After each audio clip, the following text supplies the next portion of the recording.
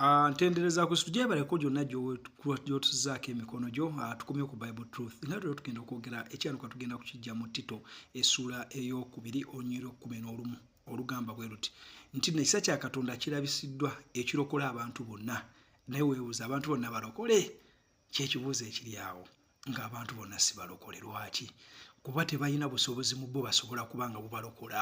obusobozi obulina kuva eri kitaffe omulungi Katonda yatonda eggulu n'ensi muloberere essula esooka yatonda eggulu n'ensi awo yekka yasobola okubeera ng'akusobosa okuba ng'akulokola naye watali oyo tosobola kubeera ng'oloka kyova n'agamba ekisa kya Katonda kirabisiddwa ekirokola abantu bonna naye nga si balokole kuba omuntu talina maanyi gasobola kwerokola nga tayambiddwa Katonda nga si yamuyambye tumayinde ddala omuntu yenna bw'ajja mu nsi ono yajja n'ekibi ekya Adamu ne Kaawa ekiriko eky'okubirizibwa ekitalina nkolagana ne Katonda okuva mu lubereberye 3 onyiri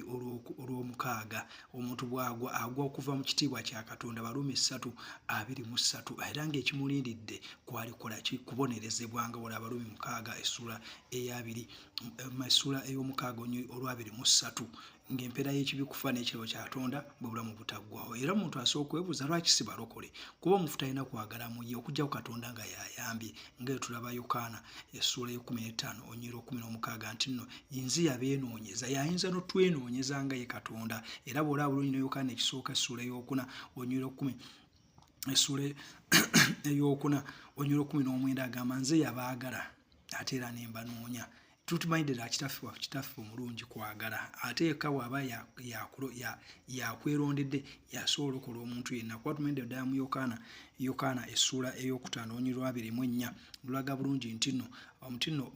ebigambo bino amazimazima mbaga ebigambo bino nti nno buli alaabikkiriza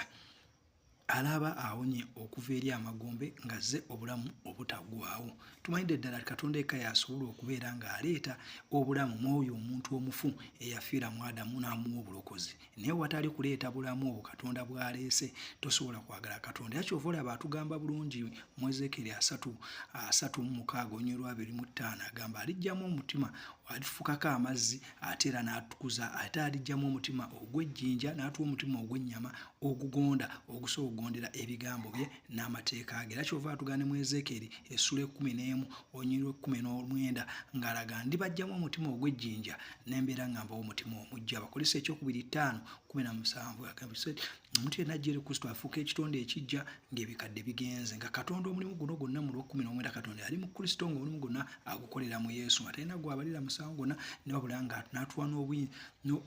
n'omulimu ogw'ottobaganya abalala okubeera nga bafuna obulokozi kyova mulabiraga nno omulimu gwonna gwakola